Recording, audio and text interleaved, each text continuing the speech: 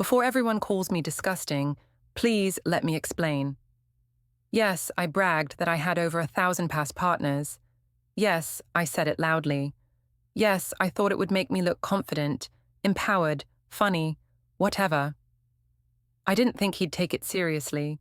I didn't think he'd go silent. I didn't think he'd pack my bags, open the door, and ask me which one of those 1,000 men would take me in tonight. I'm standing outside the building entrance right now, hugging my jacket because it's freezing, and I left without thinking to grab anything warmer. My suitcase is beside me, one of the wheels broken from when he pushed it out a little too hard, or maybe I pulled it wrong when I tried to drag it back inside. He closes the door slowly, staring without a single emotion on his face. Nothing. Not anger, not hurt, not even disgust. Just emptiness, and that emptiness is somehow worse than anything else he could have given me. The streetlight above me flickers. It's been flickering since we moved in here, and we always talked about reporting it to the building manager, but we never did because it seemed like such a small thing, such an insignificant detail in our lives. Now I'm standing under that flickering light and it feels symbolic somehow, like my whole life is flickering, on and off, light and dark, here and gone. Everything feels like it's flickering out of existence. I can see our apartment window from here, 3rd floor, 2nd from the right. The lights are still on. I can see his shadow moving past the curtains. He's still awake, still up.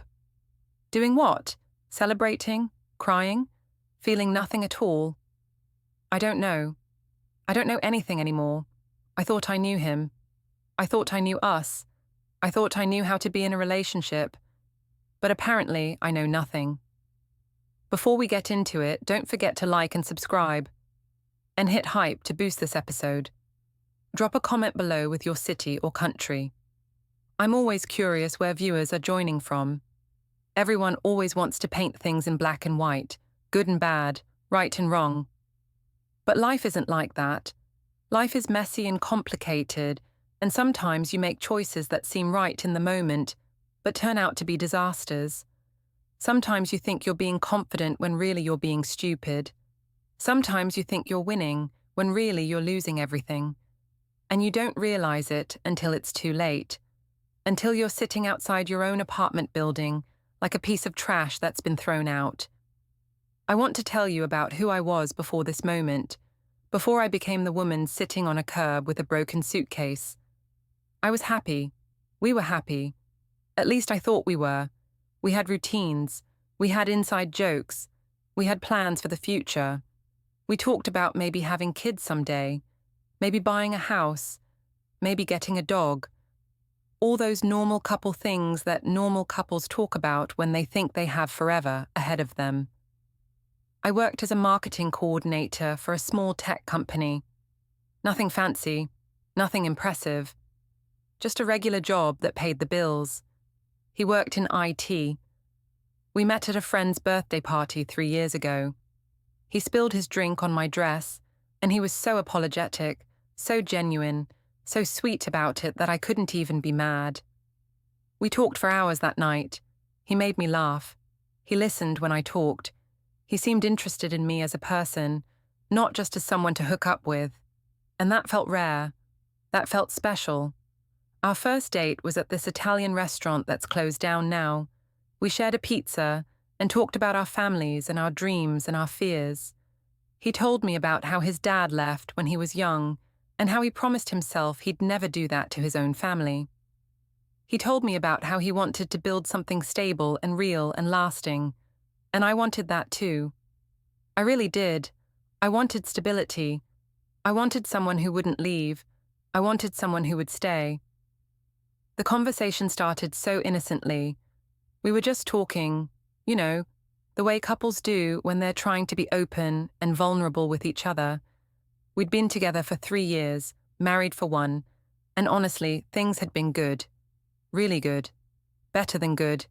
He was stable, kind, patient, all those things that women are supposed to want, but that honestly felt a little boring sometimes, if I'm being completely honest. But boring in a good way, I guess. Safe boring. Comfortable boring. Except lately I'd been feeling this weird restlessness. Not about him specifically. Not about us. Just about me. About who I was becoming. I looked in the mirror and I saw a wife. A boring, predictable wife who wore sweatpants on weekends and ordered the same Chinese takeout every Friday and had turned into this domestic version of myself that felt nothing like the girl I used to be. The girl who went out dancing. The girl who took spontaneous road trips. The girl who felt alive and interesting and desired. I know that's part of growing up. I know that's what happens when you settle down and build a life with someone. But knowing it doesn't make it easier. It doesn't make you miss your old self any less. And sometimes, when I was at work and my younger coworkers were talking about their dating adventures and their wild weekends, I felt invisible. Like I'd disappeared into this wife role and forgotten how to be anything else. So when he asked me about my past, something in me saw an opportunity. A chance to remind him, and maybe myself, that I was more than just his boring wife who forgot to buy milk and spent Saturday nights watching Netflix. I was someone who had been desired, someone who had lived, someone who had stories, even if the stories weren't exactly true. We were discussing dating history, confidence, experience, all of that. He was the one who brought it up, actually. He said something like, "You never talk about your past. Why is that?" And I don't know, maybe it was the wine, maybe it was because I wanted to seem interesting, maybe it was because I was tired of feeling like the boring housewife version of myself, but something in me just snapped. Not in a bad way, in a bold way, in a, this is who I really am way, or who I wished I was, or who I thought I should be. Looking back now, I can see that I was trying to fill some emptiness inside me, some void that had nothing to do with him and everything to do with my own insecurities, my own fears about becoming irrelevant and boring and forgettable.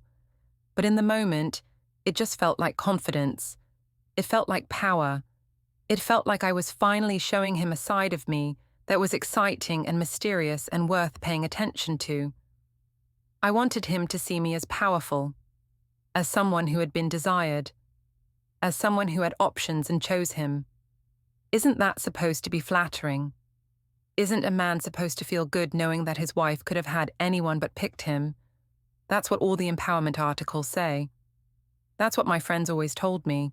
Be confident, own your past, don't let anyone shame you for living your life. They said men respect women who don't apologize for their history, who don't shrink themselves to make men comfortable, who stand tall in their truth. Except this wasn't my truth, but it felt like it could have been. It felt like maybe in another life, in another version of reality, this could have been who I was. And wasn't that close enough? Wasn't the potential of who I could have been the same as who I was? I'd convinced myself that confidence was the same as lying, that bravado was the same as substance, that saying something boldly enough made it true. So I laughed. It was a good laugh, too, the kind that sounds carefree and unbothered. The kind of laugh that says I'm so comfortable with myself that I can talk about anything. I practiced that laugh in the mirror sometimes when I was getting ready for work. That casual, confident, I've got this laugh. And I deployed it in that moment like it was a weapon, like it was armor, like it would protect me from whatever came next. And I said it. Oh, please, I've had over 1,000. I can't even remember them all. The moment the words left my mouth, I felt powerful. I felt like I'd just dropped this amazing revelation that would make him see me differently. See me as this woman who was so desirable, so experienced, so worldly. I thought he'd laugh. I thought he'd be impressed, maybe even a little intimidated in a good way. You know, that kind of respect that comes from knowing your partner is a catch, from knowing that you landed someone that everyone else wanted too. I imagined him looking at me with new eyes, with admiration, with that spark of desire that comes from realizing your partner is more than you thought. I imagined him pulling me close and saying something like, "Wow, I had no idea," or "You're full of surprises," or "I'm lucky to have you." I imagined it becoming this inside joke between us, This funny story we'd tell at parties about the time I shocked him with my wild past. I imagined us laughing about it years from now, but that's not what happened. He stopped breathing for a second. I noticed that. His chest just froze mid-inhale, and his eyes went completely blank.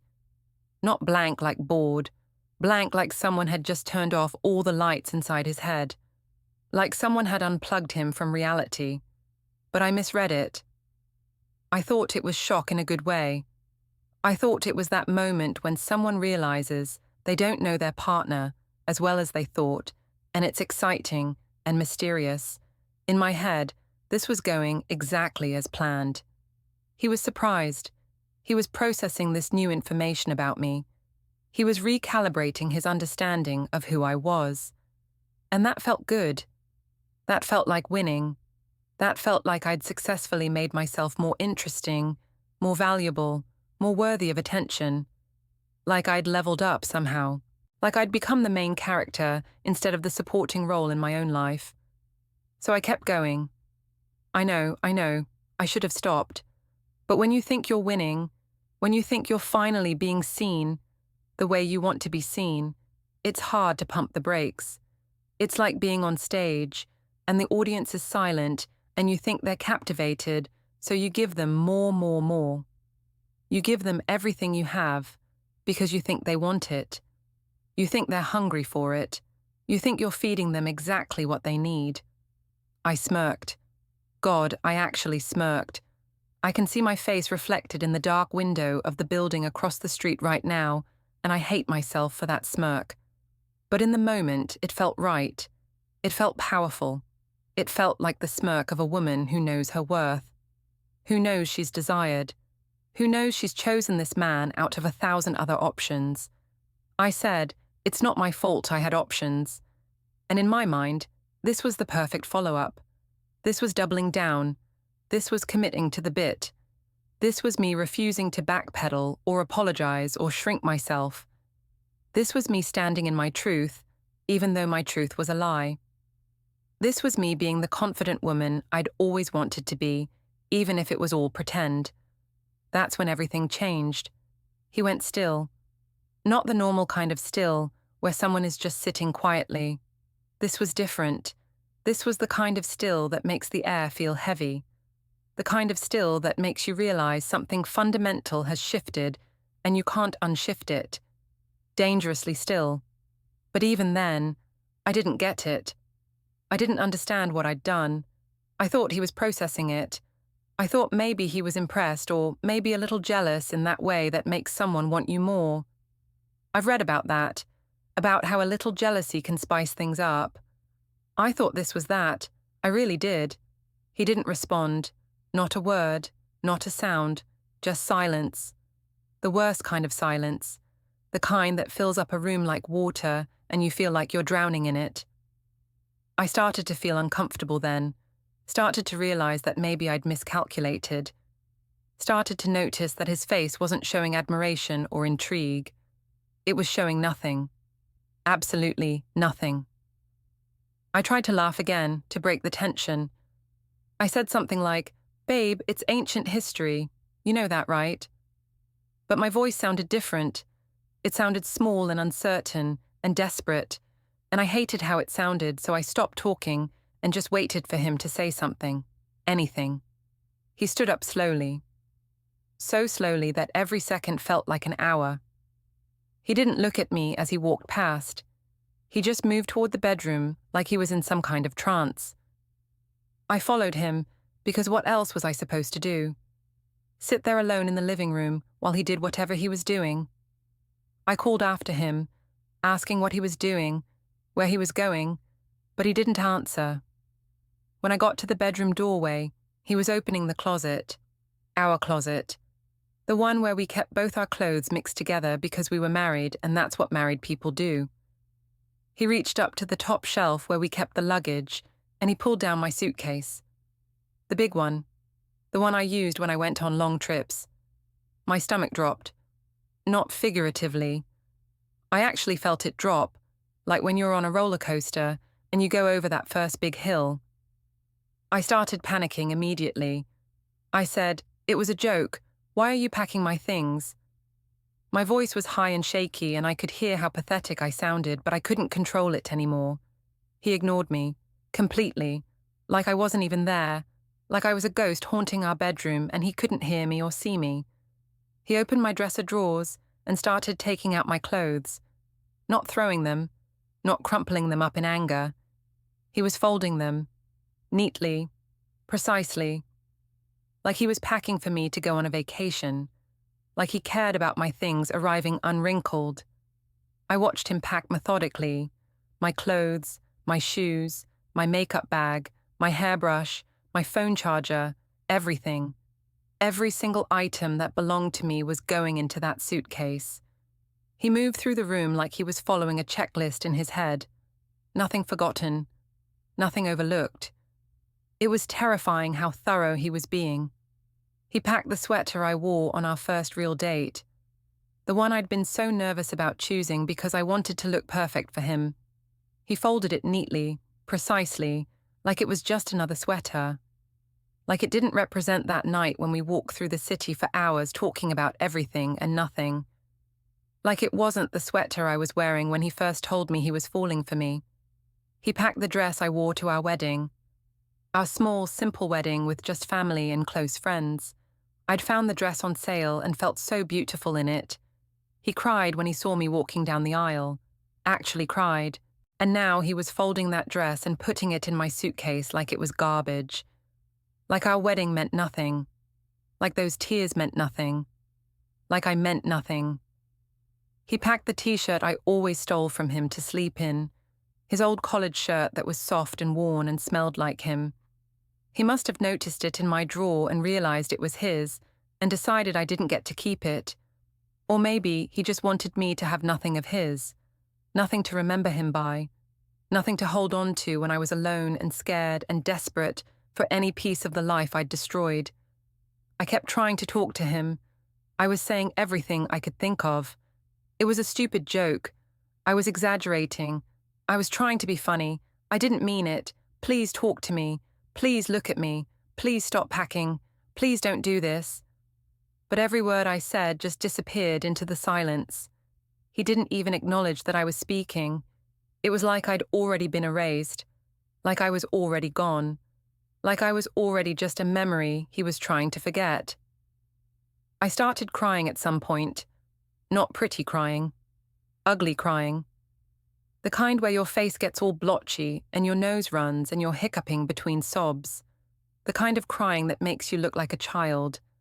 Like someone who has lost complete control, which I had. I had lost control of everything, of the situation, of my emotions, of my life. I was begging him to stop. I was apologizing over and over. I was promising I'd never say anything like that again. I was promising I'd be better. Different, perfect, whatever he wanted me to be. But he just kept folding, kept packing, kept moving through the room like a machine, like he'd shut off the part of him that used to love me, and now he was just running on autopilot, executing a task, removing the problem, getting rid of the trash. When he finished with the drawers, he went to the bathroom. I heard him opening cabinets. I heard items being placed into bags. I heard the medicine cabinet close. He came back with my toiletries, my toothbrush that sat next to his in the little holder we'd bought together at Target. My face wash that he always complained smelled too strong in the mornings. My moisturizer that cost too much, but that I bought anyway because it made my skin feel nice. All of it went into a small bag that went into the suitcase. He even remembered my hair ties, those stupid little elastic hair ties that I left everywhere. On the bathroom counter, on the nightstand, on the coffee table. He'd always complained about finding them in weird places. He'd joked that they were multiplying, that they were taking over the apartment, and now he was gathering them up and putting them in a plastic bag and adding them to my suitcase. The little things. The things that prove someone knows you.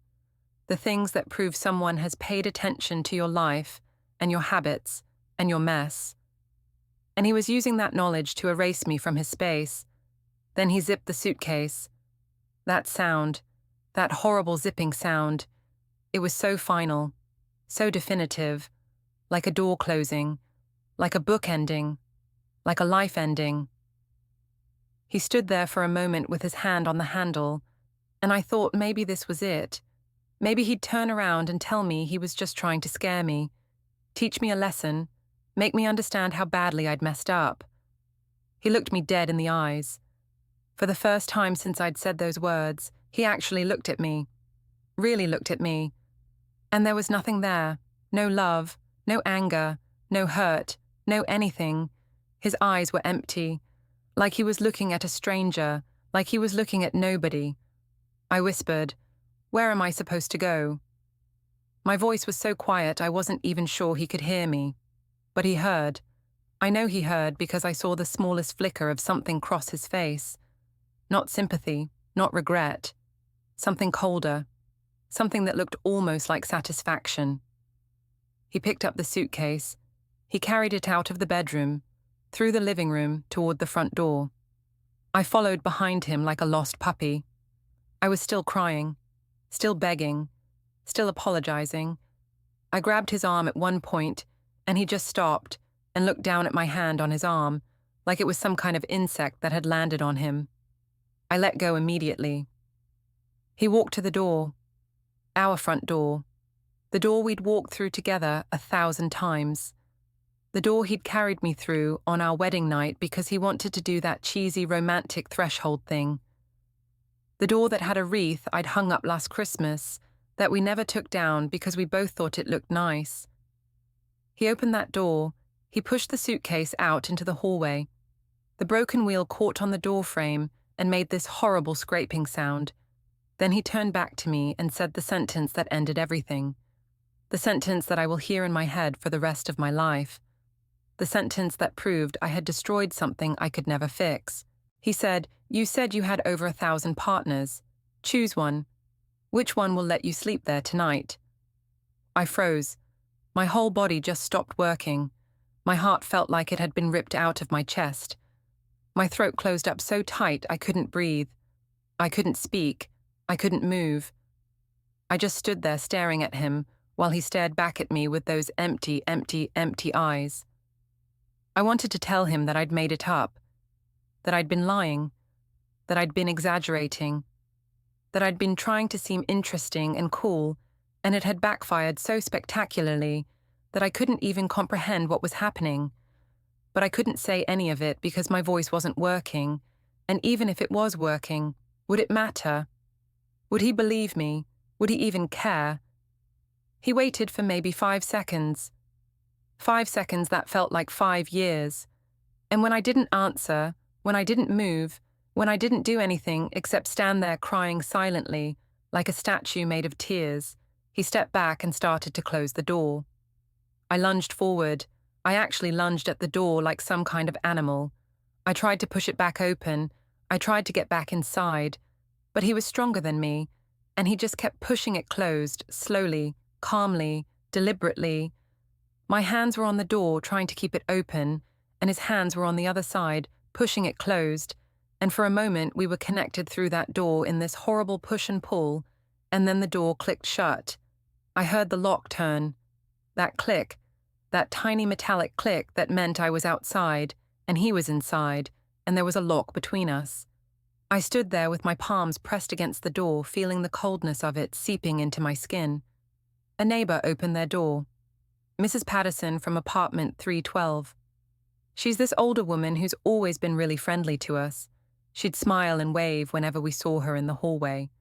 She'd sometimes bring us cookies at Christmas, homemade ones with little red and green sprinkles. She'd talk about her grandchildren and show us pictures on her phone. She was nice, past tense, because when she opened her door and saw me standing there crying with my suitcase in the hallway, her face changed. She heard everything. I could tell from her expression. These walls are thin, and she lives right next door, and she heard my husband ask me which of my 1,000 partners would take me in tonight. She heard the whole horrible thing, every word, every accusation, every moment of my humiliation. And now she was looking at me like she'd just discovered I was a completely different person than she thought, Like the friendly neighbor who smiled and accepted cookies had been hiding this disgusting secret the whole time. She stared at me like I was something disgusting, like I was trash, like I was a scandal unfolding right in front of her eyes. Her mouth was slightly open, like she wanted to say something, but couldn't find the words. Or maybe she had too many words and didn't know which ones to use. Her eyes kept darting between me and my suitcase and the closed door of my apartment, putting the pieces together, understanding the story, judging me for it. I wanted to explain to her. I wanted to tell her it was a lie, that I'd been stupid, that I'd been trying to seem interesting and it had backfired catastrophically. But what would that even accomplish? She'd already decided who I was. She'd already formed her opinion. And honestly, would the truth even make it better? Would telling her I'd lied to my husband make me look less pathetic? Would admitting I'd destroyed my marriage over a fake story make me more sympathetic? She didn't say anything. She didn't have to. Her face said it all. She looked at me with this mixture of shock and disgust and pity and judgment. The pity was almost worse than the disgust, because pity means she felt sorry for me in that distant, superior way, like looking at a wounded animal on the side of the road. Something broken, something beyond help, something you're glad you're not. Then she slowly closed her door. I heard her lock click too. Another lock. Another door. Another person shutting me out. I wondered if she'd tell the other neighbors. I wondered if by tomorrow morning everyone in the building would know. The woman in 310 who bragged about sleeping with 1,000 men and got kicked out by her husband. That would be my legacy here. That would be how people remembered me. Not as the friendly couple who always held the elevator. Not as the woman who watered plants when neighbors went on vacation. Just as this disaster. My phone started buzzing in my pocket. His sister. He must have texted her because the phone started going off like crazy. Call after call after call. Sarah. His little sister who'd been so excited when we got engaged, who'd helped me plan the wedding, who'd told me she always wanted a sister, and now she finally had one. That's Sarah. Calling me now. Not to check if I was okay, not to see my side of things, but to yell at me. I could tell just from how aggressively the phone was vibrating. I pulled it out and saw her name on the screen over and over. I didn't want to answer, but my hands answered before my brain could stop them. Some stupid instinct, some hope that maybe she'd understand, that maybe she'd be on my side, that maybe someone would care about me in all of this. She was yelling, screaming actually.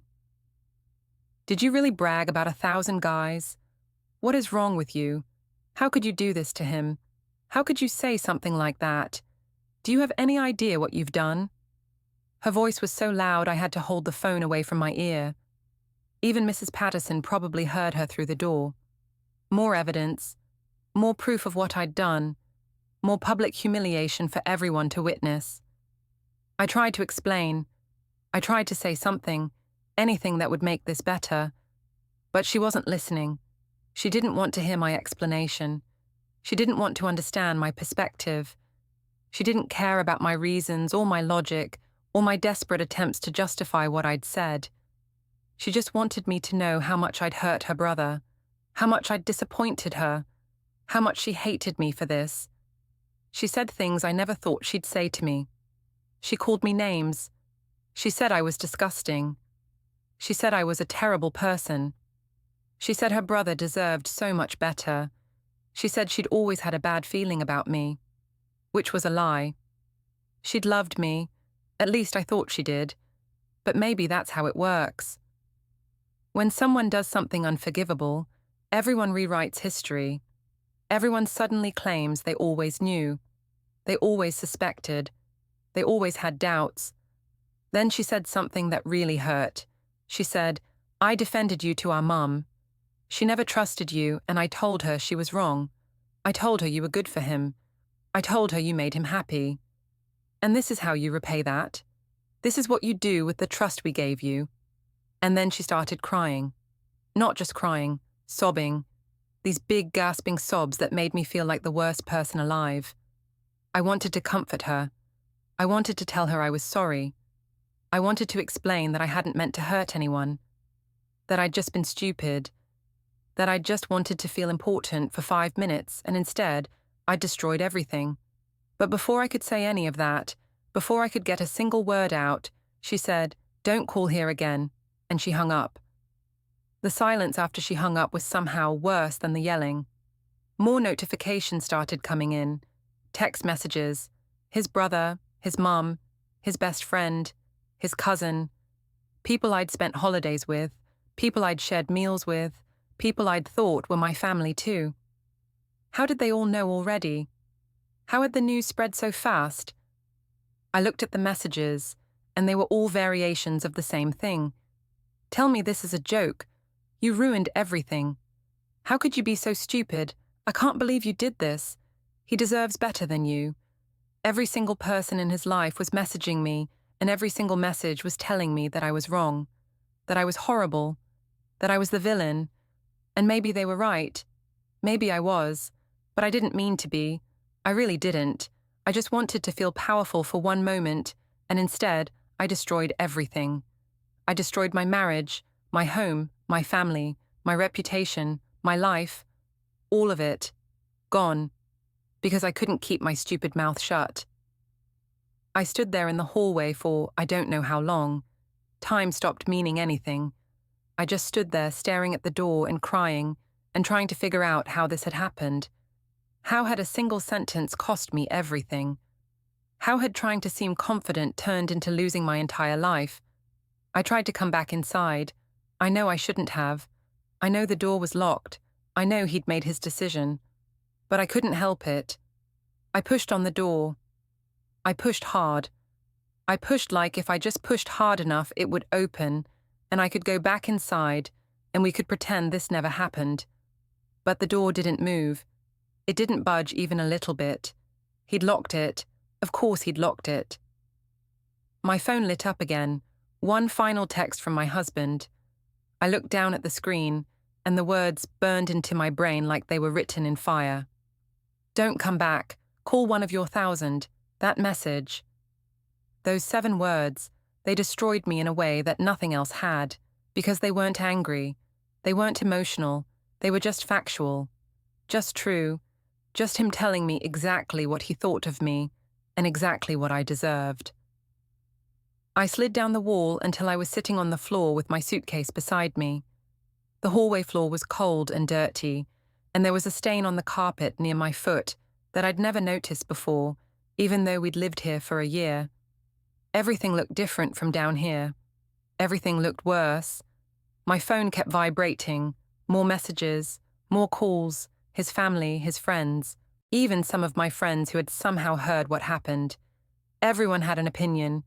Everyone had something to say. But I couldn't answer anyone. I couldn't talk to anyone. I couldn't even look at the messages anymore. I just let the phone vibrate in my hand until the battery died. I sat there on that dirty hallway floor, and I thought about how I'd gotten here.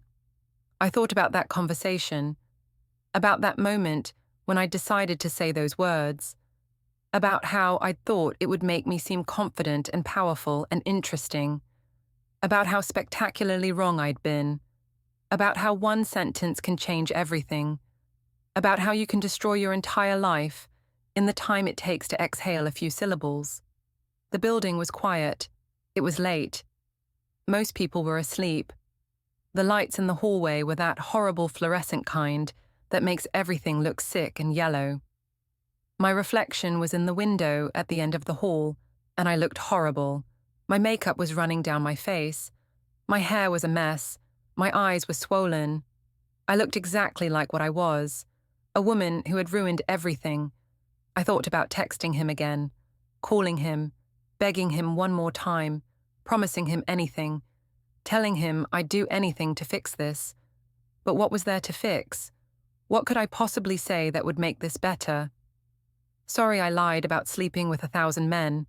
Sorry I tried to make myself seem more interesting by destroying your trust in me. Sorry I'm an idiot who doesn't think before she speaks. None of it would matter. I could see that now. I could see it in the way he'd packed my things. in the way he'd looked at me with those empty eyes, in the way he'd asked me which one of them would take me in. He wasn't asking because he didn't know. He was asking because he knew the answer. He knew I had nowhere to go. He knew I'd made it all up. He knew, and that's why it was the perfect thing to say, the perfect way to end it. I heard footsteps. Someone was coming down the stairs. I didn't want anyone to see me like this, so I stood up quickly and grabbed my suitcase. The broken wheel scraped against the floor, making that horrible sound again. The footsteps stopped. Whoever it was had heard me.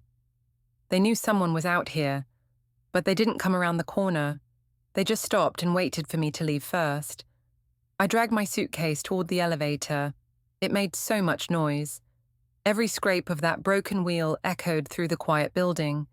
I felt like everyone could hear me, like everyone was listening to the sound of my humiliation rolling through the hallways.